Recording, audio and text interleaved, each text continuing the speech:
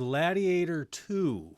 This is a sequel that has been in the works since 2001, just a year after the original released, and it was originally supposed to see Russell Crowe's Maximus entering into the afterlife, encountering some Roman deities, and then getting resurrected.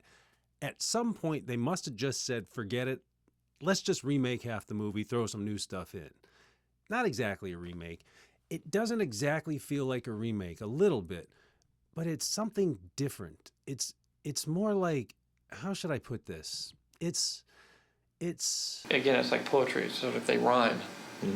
Every stanza kind of rhymes with the last one. 86-year-old director Ridley Scott returns for the sequel after seeing his original win Best Picture when he was still just a fresh, bright-eyed, young 62. Look at him. He's got his whole life ahead of him. So G2 takes place 16 years after the end of the reign of Marcus Aurelius, father figure to Maximus and emperor to Rome, at least until he's killed by his son Commodus, played by Joaquin Phoenix in a star-making role. Will you remove your helmet and tell me your name? My name is Gladiator.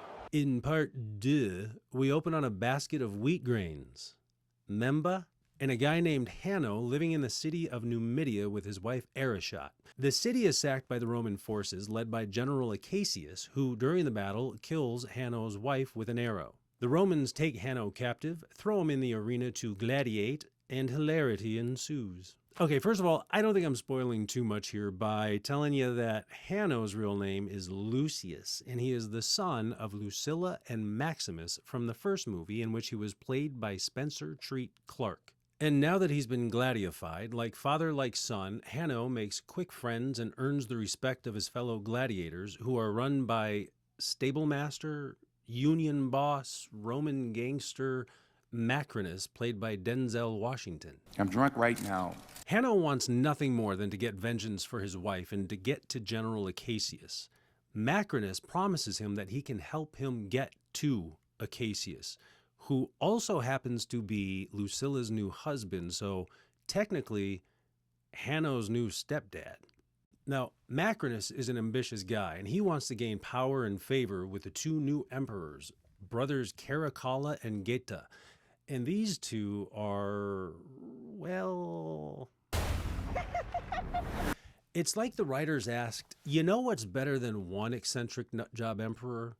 Yeah, two eccentric nutjob emperors. You know, it's kind of like they took Commodus's character from the first movie and split him into two separate parts. There's the one reasonable-ish one who actually tries to engage in the political games, and then there's the one who assigns his pet monkey to a seat on his council.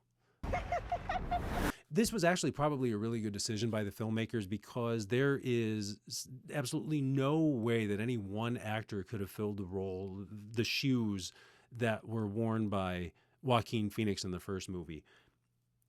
Pretty sure these two don't fill those shoes either. I mean, they're all right, they're good, but I mean, come on, man, it was Commodus. Returning characters from the original movie are Lucius, Lucilla, love interest to Maximus, and sister to Commodus, played by Connie Nielsen, and Senator Gracchus, played by Sir Derek Jacobi, or Jacobi. I was going to look this up before I started filming, but okay, it's Sir Derek Jacobi, and now we all know. All right, so obviously there are a lot of moving parts here. It feels like more so than in the first one, but it's not really a hard story to follow because, well, I mean, one, the structure is largely very similar to the first movie, but also the character motivations are really clearly defined here. There was no point where I felt like, okay, I'm going to have to watch this one again, like with subtitles.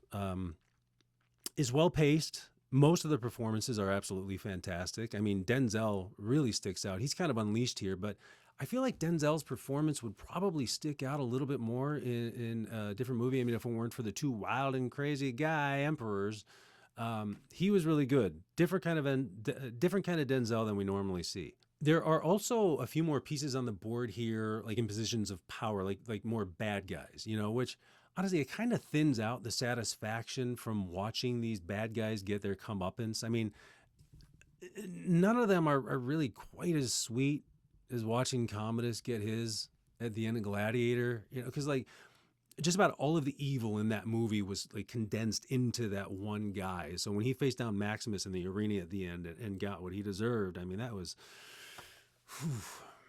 something we don't get in this one. But, I don't think we're supposed to.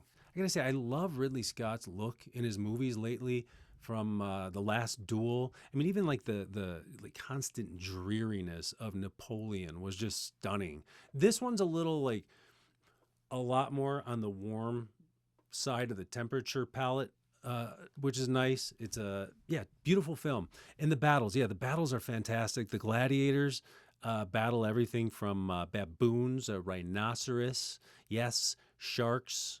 No, they don't have freaking laser beams attached to their heads. I have one simple request. And the arena scenes are good too. Again, probably could have been longer, but like in the first movie, the arena scenes, the battle scenes, they're there to service the story, to further the story or fill in character.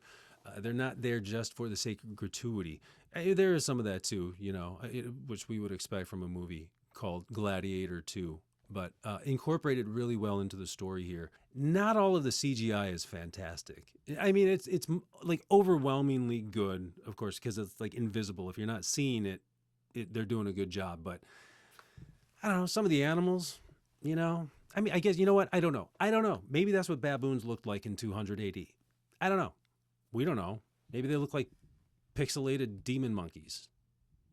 Maybe it was spot on. If I'm being totally honest, look, I like the lead guy, this Paul Mescal. I haven't seen him in anything else. I thought he was good here, but there's just nowhere near the same level of gravitas that we got from Gladiator Prime, but I mean, come on, it's not this guy's fault he's not Russell Crowe in the year 2000. But he is good. He has a similar feel, a similar build to Maximus, kind of stands like he does. And he does this little laugh that, if I'm not mistaken, was supposed to kind of sound like Russell Crowe's little chuckle that he does every once in a while. So nice touch there, if it was supposed to be a touch. I really like Pedro Pascal's character, General Acacius. He's this guy, this general who is, he's war weary. He's tired of sending generations of Rome's young men off to die in battles, just in the name of expanding this Roman Empire that he feels like, is big enough at this point, and at the behest of these two nutso emperors.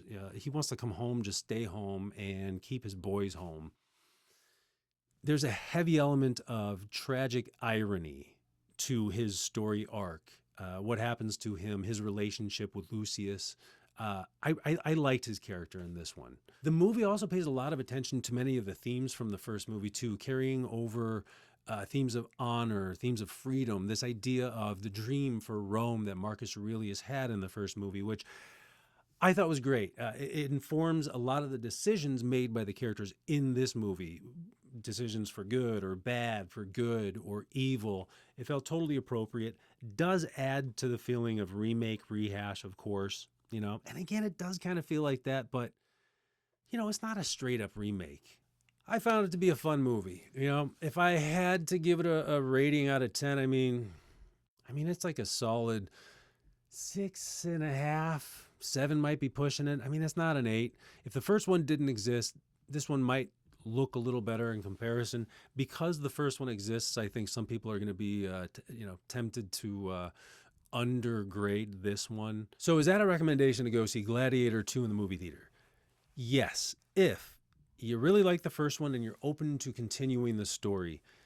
It doesn't match the original by any means, but I don't think that it diminishes it by any means either. It's nearly 2.5 hours long, but like I said, it's well paced. The characters are engaging. The stakes are appropriately high, but it might not be what you're looking for. Your mileage may vary. I have a buddy who said, and I quote, "I love the first one so much, I have no interest in this one."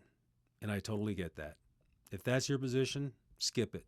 Those are my thoughts on Gladiator DOS. What are yours? Have you seen it? Are you going to see it? Are you going to skip it? Let me know in the comments. Make sure to hit like and subscribe. Thanks for watching.